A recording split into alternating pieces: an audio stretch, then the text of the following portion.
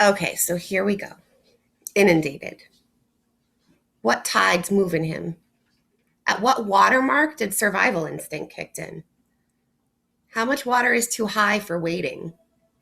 At what pitch of a baby's cries does the father think diapers, food, instead of too deep, too much wind? On film, his trudge out of the French Quarter, Walgreens will be labeled looting.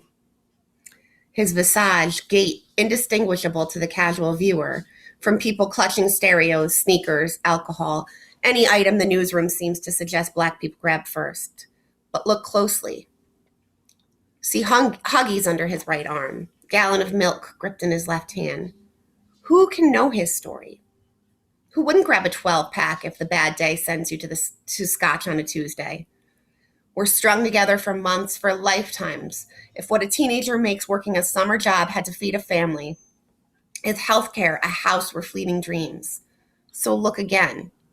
He carries milk with the Huggies, and he's black, and he might not have made it home, but you wouldn't probably have heard if he didn't, so call him father or husband, maybe Larry or Junior.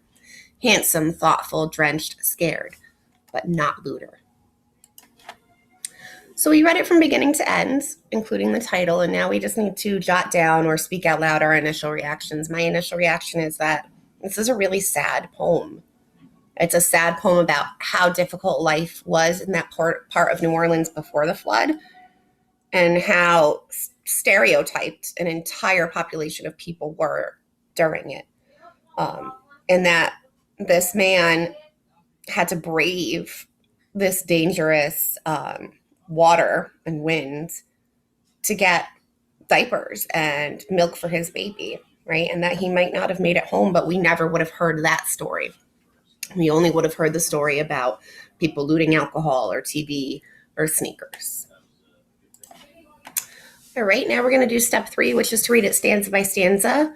We're going to use this time to answer our guided reading questions as well, and highlight any words that really stick out for us. So here we go. What tides move in him? At what watermark did survival instinct kick in? How much water is too high for wading? At what pitch of a baby's cry does the father think diapers, food, instead of too much wind? So I thought that this line really stuck out to me.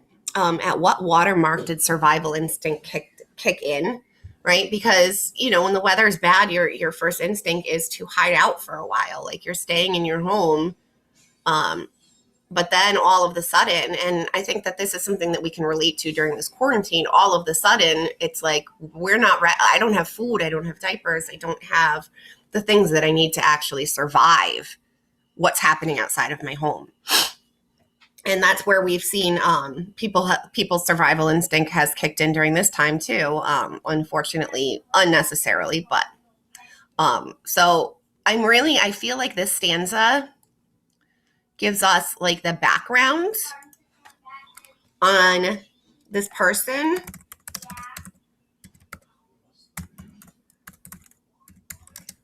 And it kind of lets us into his head. Tells us he has a baby. He's stuck in the flood, etc.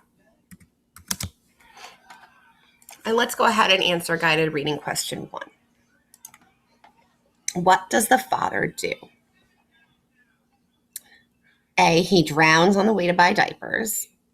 No, we didn't read that. B, he goes out in a dangerous situation for supplies. Maybe. Let's keep reading the other ones just to make sure. C, he does not go out to get food. D, he refuses to help his baby. Well, I think we obviously have B here. He goes out in a dangerous situation. He realizes that his baby's cries mean that the baby needs diapers and food. Part 3 coming up.